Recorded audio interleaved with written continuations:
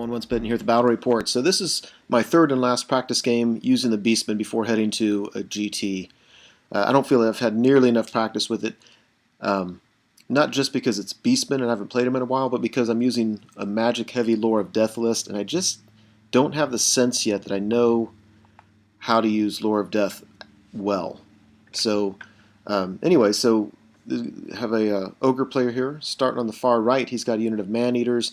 They've got Swift Stride and Poison, and then it's a mix-up. Some of them have, I think, extra hand weapons. Some of them have great weapons. I mean, whatever. He's got a unit of 9 Bulls, a Saber Tusk. I believe there's a Saber Tusk on the far right outside this picture too, by the way. Then he's got his Iron Gut unit. Looks like there's 9 Iron Guts and 3 characters. He's got a Slaughter Master level 4, a Bruiser BSB, as well as a Butcher. Saber Tusk, a unit of Lead Belchers with a Fire Belly, and then an Iron Blaster.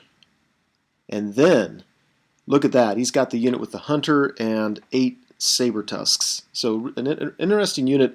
The tournament we're going to is technically uncomped, but there is some comp in it that affects your score. And so this is a concession he's making. It's a unit you don't see very often, so it won't be comped very hard, but still can be pretty effective in what it does.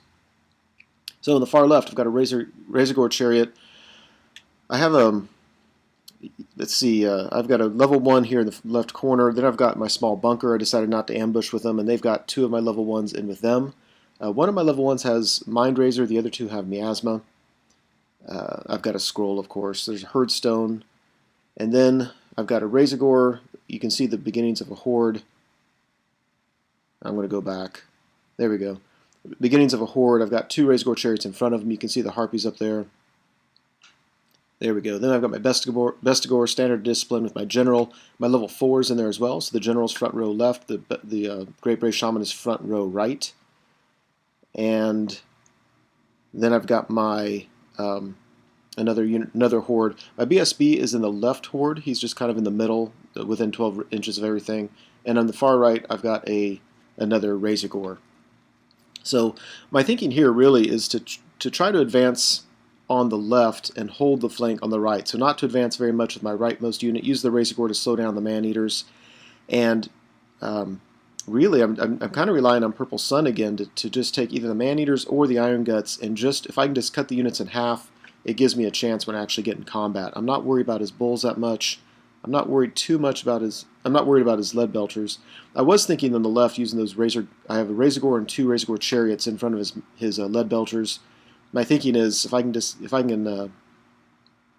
get 2 of those 3 to charge into him, I can weaken them enough that they won't be impactful in the game. So I win the turn to go first, and I do this. So I decided to go. My initial plan when deploying was to hang back on the right, and then I decided to just go ahead and move up a little bit. I don't want to give his units on the top right just free reign on that flank. My Chariot. I think a Chariot and a Razorgore charged his Hunter with a Saber Tusk, and they fled. If you look at the top left, that's why the Razorgore has a failed charge, and that's why my horde with the BSB could not advance more than it did.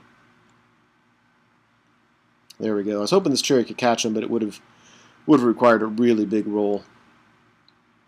So I throw Purple Sun out there, and this is what I like about Purple Sun, is even if it doesn't hit, it just stays there in front of him, and now he can't move over it. And so it slows them down. And so for the most part, I want to slow down the Man-Eaters. I want to get in combat with the Iron Guts, but at the same time, I'm okay with it if they're just slowed down. It gives me more turns to throw a Vortex through them. Ogre's turn 1. He moves up. Big news, he rallies the Hunter. Big news is he pulls the Fire Belly out. I think he's trying to do a couple things here. One, I think he wants to be in range of my spellcaster so we can just throw some fireballs at him. He's also in range for the Hellheart to go off. The problem is, on my turn, I can charge him with a Chariot, and if he takes it, the Hellheart can go off, and he has a 50-50 chance of it blowing up my council, and after that, he's going to die. So, in shooting, yeah, his Lead Belchers open up on this Razorgore Chariot, which is really smart, right? Because now I see his plan. His plan was, yes, you can charge with that Razorgore Chariot, but he's not going to be alive. So his lead belchers open up, and they roll for the number of shots, like sixes all across the board. They had an insane number of shots. And then rolling to hit and rolling to wound, they just kind of failed. They did 3 wounds out of 5 on that. So that means that now his Iron Blaster, instead of shooting something else, has to shoot at this chariot. And he does, and he hits it, and he does a single wound. I call it the one-spitten curse. So, yeah, so now he has a real tough choice to make. Does he want to stay there, lose his Firebelly and the Hellheart, on the 50-50 chance of the Hellheart working, or flee and use it later? He decides to flee. He charges away from one. He lands right in front of his lead belchers. I charge, I think, with the Harpies and push him even further, so he's all the way at the back of the board. Harpies redirect into a saber tusk that was hiding behind that statue in the middle. I think when my opponent put him there, he thought that I wouldn't be able to charge him. But when I declared the charge, I said, look, you have to be an inch away from terrain when you move, and I do not have to be an inch away from terrain when I charge. So if you're an inch away from that terrain, my Harpies are 20 mil, they fit. So that's I think he wouldn't have done that otherwise if he had thought about it.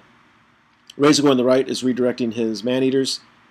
Razorgore and Chariot on the left charge a Saber Tusk, and the Razorgore Chariot that's about to die has a failed charge right out there in front of my lines. So there's that. If he shoots at him, he's going to die, but my thinking is, man, that's fantastic. If you shoot at him, you're wasting all those shots just to peel away a couple of wounds that were going to happen pretty soon anyway. I don't know why I was bummed about this. I was bummed because I wanted this Chariot to make the charge. I didn't need too much. I think I needed a 9 or something, and he failed it. So now if he charges me, I'll flee. I should almost certainly get away. But I don't know. I just like the idea of hitting them and doing a bunch of wounds just through impact hits and stuff. There's the Harpies clearing away chaff.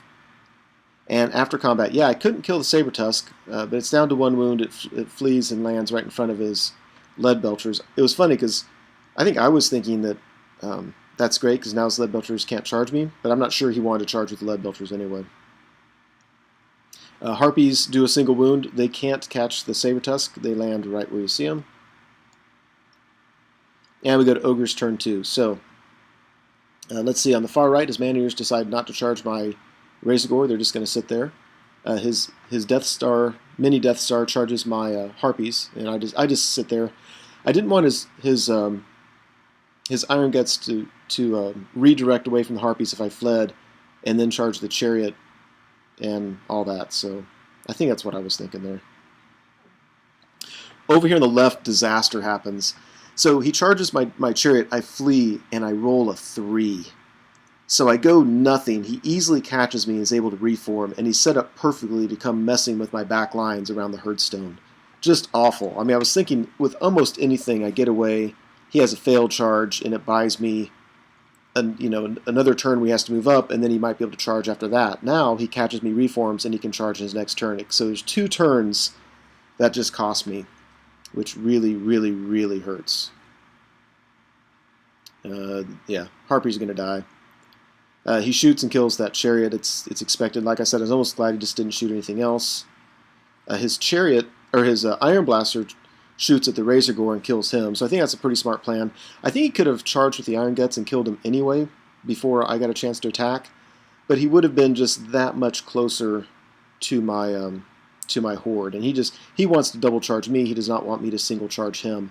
My thinking is I don't mind the horde charging them as long as I have some kind of magic buff, but I need leadership and rerolls nearby. And I think if I charged him, I wouldn't. I think I'd be too far away. And so if I fail Primal Fury, I'm probably just going to lose that. After combat, the Harpies are dead.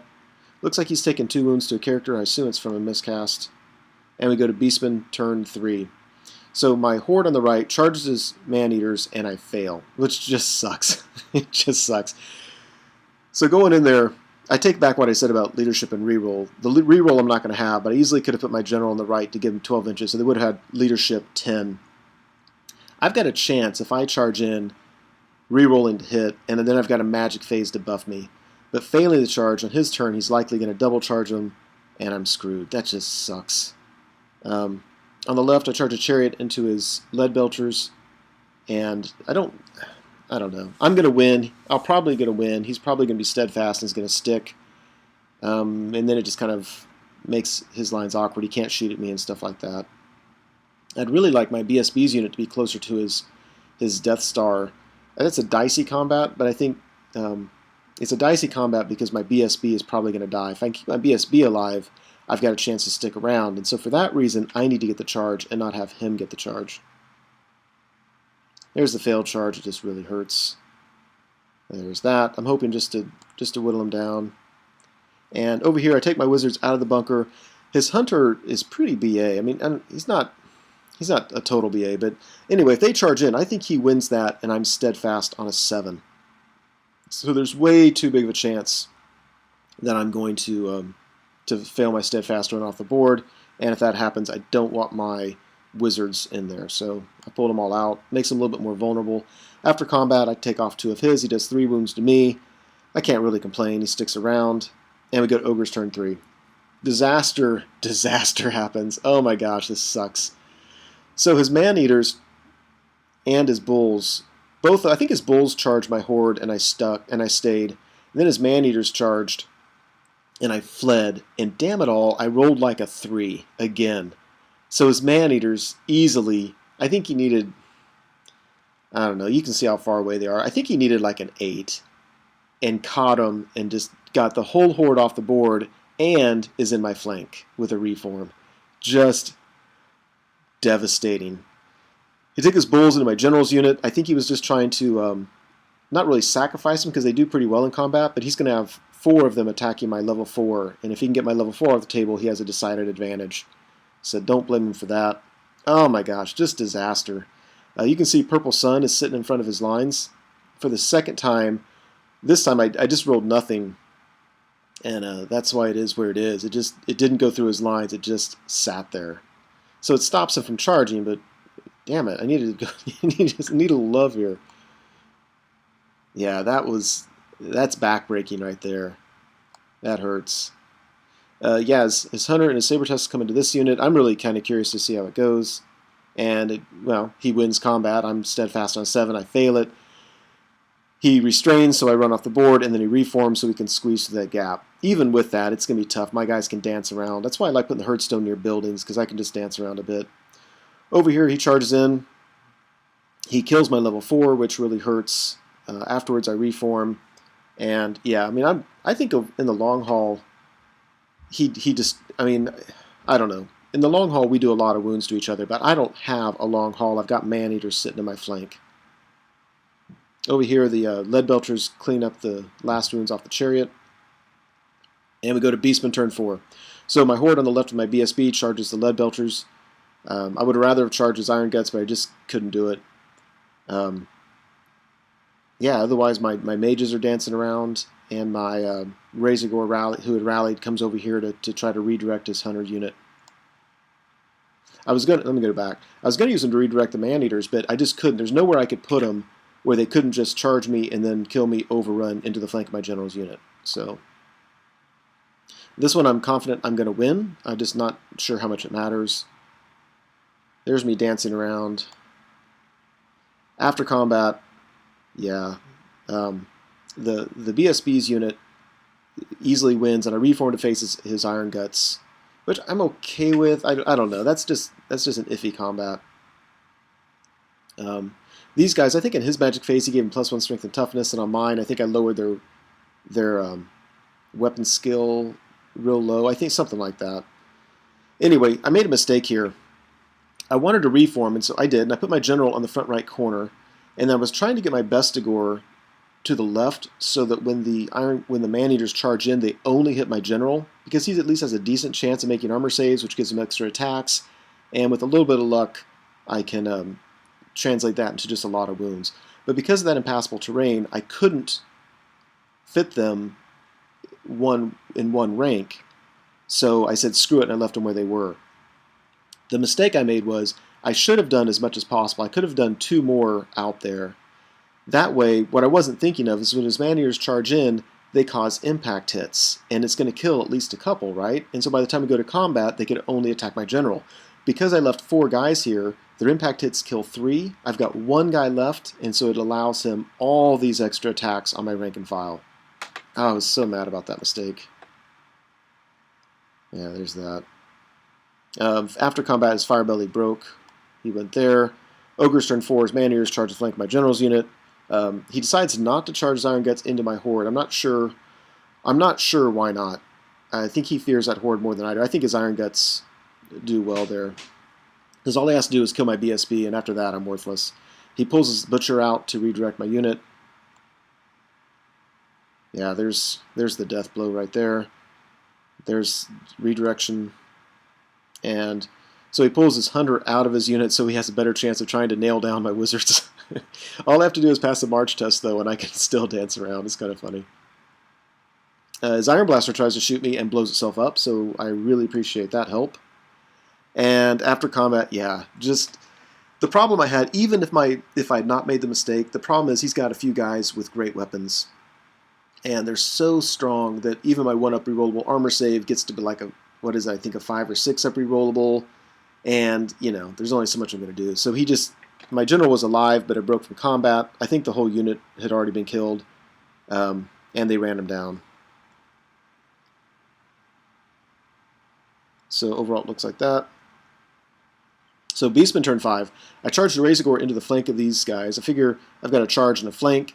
He's strength 4 to my toughness 5. He only has 4 attacks me. I have 5. You know, I think I've got a good chance of winning. And if I win, I've got a decent chance of being able to break. And the problem is, I think they can use the Hunter's leadership, but I don't think they can use it like Inspiring Presence. So I think if I win at all, I should be able to break them. By the way, do you like how my level 1s all line up like they're watching it? Like in the middle of a battle, they buy tickets and popcorn, and they're just going to watch this fight. And over here, I charge, and I fail the damn charge. Oh my gosh, you've got to be kidding me. I did not need, I mean, look how far away I am. I don't need much of anything. I still have Occams. I could charge in. I could 6 dice Occams and at least have a chance in this game of redeeming some points, and I fail the... I'm going to take all that back. I take all that back. This is after combat. I charged his Butcher. That's right. Yeah. And got those points, I think. Hell, I don't know anymore. Yeah, that's still before combat. After combat, I do a single wound, and he just kills me. Just flat out does 3 wounds. He has 4 attacks. Hitting on 3s, wounding on 5s. Out of 4 attacks, he does 3 wounds.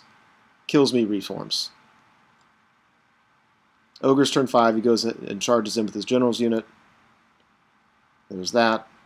And he has a magic face to support. He wins, I break. And after that, I just call it. Because if I rally, all he has to do is charge in again to get those points. And I'm to the point now where I can't flee anymore. He's got the game wrapped up. So, I would love to say that I lost that game just due to bad luck. There was certainly a couple times where luck hurt me. But you know what? Every game has that. I really just don't like the way I played it. One, I'm relying on Purple Sun way too much. And my opponent pointed out after the game, he's like, you know, a lot of times what you can do is just use Purple Sun as a threat and then use Soul Blight to win the game. Because Soul Blight really is kind of an awesome spell for Beastmen. I don't know, I haven't decided the best place to do the Herdstone. I don't like that the Herdstone keeps me from using my chaff to confuse my opponent about where I'm going to put my stuff. Because you know if I put the Herdstone down, it's either wasted or I've got to put a fair amount of points around it. Other than that, I need to do a better job of using my redirect. I just did a bad job all the way around. I didn't use the redirectors well. I didn't get my matchups that I wanted. Yeah. So anyway, lesson learned. So now I'm going to the tournament and I'm thinking, well, when I played inexperienced players with soft lists, I win. And when I play an experienced player with not a totally hardcore list, but a tough list, I get tabled. So I'm a little bit worried about this list going into the tournament. Yeah, but we'll see. So I've got 5 battle reports coming up from the tournament. Hope you enjoyed it. Hey everyone, Once Bitten here. Thanks for watching the video. I hope you enjoyed it. As you know, YouTube has several functions you can use to interact with videos such as this. You can like the video, you can leave a comment, you can favorite the video. I want you to know that I appreciate it when you do things like that. It feels much more interactive than simply me talking to a screen. So if you're willing to do so, please like, comment, and favorite the videos. Subscribe to the channel if you want, and you certainly are welcome to share this video on your blog or other websites if you are so inclined. Again, thanks for watching, hope you enjoyed it, and I'll see you next time.